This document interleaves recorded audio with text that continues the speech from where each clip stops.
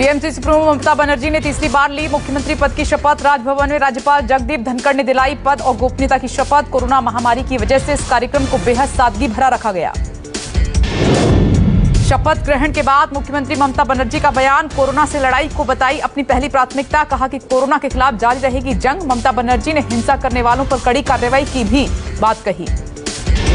मुख्यमंत्री ममता बनर्जी ने कहा कि अभी तक बंगाल की कानून व्यवस्था इलेक्शन कमीशन के हाथ में थी। कुछ राजनीतिक पार्टियों ने हिंसा फैलाई। हिंसा रोकना सरकार की प्राथमिकता लिस्ट में शामिल है। राज्यपाल जगदीप धनखड़ ने कहा कि उम्मीद है कि ममता संविधान के हिसाब से चलेंगी। लोकतंत्र के लिए हिंसा ठीक नहीं और राज्य में कानून व्यवस्था की राज की जताई उम्मीद।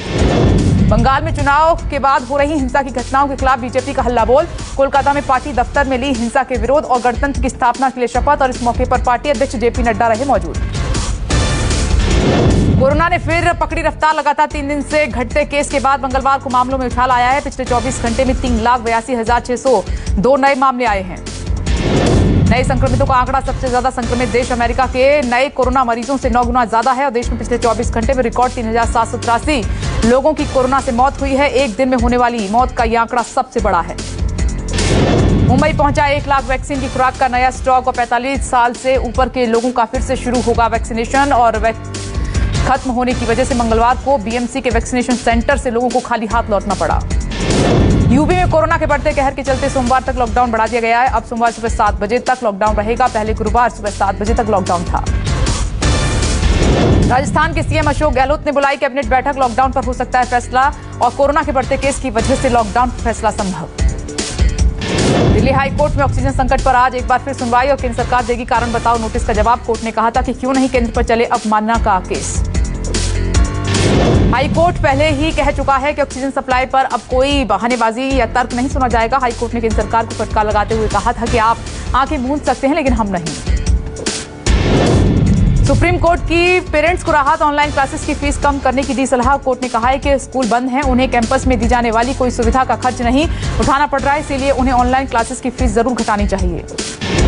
एमपी में आज से 18 से 45 साल के लोगों का वैक्सीनेशन। एमपी सरकार ने कोविशील्ड की 4 करोड़ 76 लाख और कोवैक्सीन की 52,25,000 डोज का ऑर्डर दिया है। सीएम शिवराज चौहान ने जानकारी दी।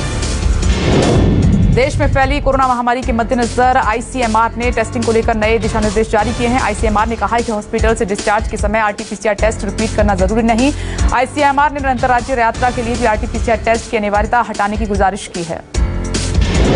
ब्रिटेन में 2500 करोड़ का निवेश करेगी सीरम इंस्टीट्यूट और बनाएगी वैक्सीन। 6,500 लोगों को मिलेगा रोजगार। कोरोना का कहर झेल रहे भारत में कुवैत से आई मदद की खेप और 282 ऑक्सीजन सिलेंडर और 60 ऑक्सीजन कंसंट्रेटर्स को लेकर भारत पहुंचा विमान। अमेरिका की शीर्ष ग्लोबल हेल्थ रिसर्च संस्था का दावा कि कठोर उपाय नहीं किए गए तो भारत में अगस्त तक कोविड से होंगी 10 लाख मौतें। कोरोना वैक्सीन के लिए संयुक्त राष्ट्र प्रोग्राम का मॉडर्ना के साथ करार। मॉडर्ना संयुक्त राष्ट्र 50 करोड़ खुराक से करेंगे कम आय वाले देशों की मदद। देश में कोरोना की दोहरी मार पड़ रही है और centre for monitoring Indian economy के मुताबिक अप्रैल के महीने में देश में 75 लाख से ज्यादा लोगों की नौकरियां चली गई हैं। इसका नतीजा ये हुआ कि देश में बेरोजगारी की दर 8% के करीब जा पहुंची है।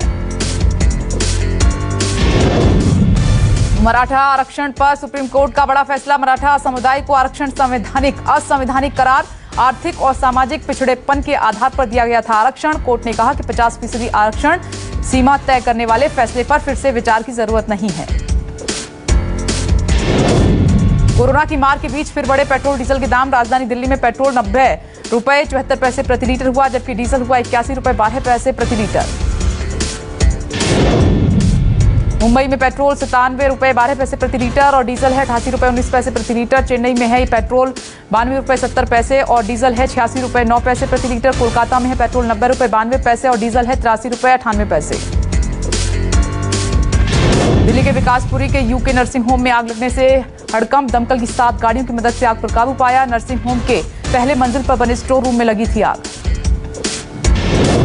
नर्सिंग होम के मरीजों को दिल्ली पुलिस और अस्पताल कर्मी की मदद से दूसरे अस्पताल में शिफ्ट किया गया है। नर्सिंग होम में कुछ कोरोना मरीजों का भी इलाज चल रहा था। किसी के हताहत होने की कोई खबर नहीं है।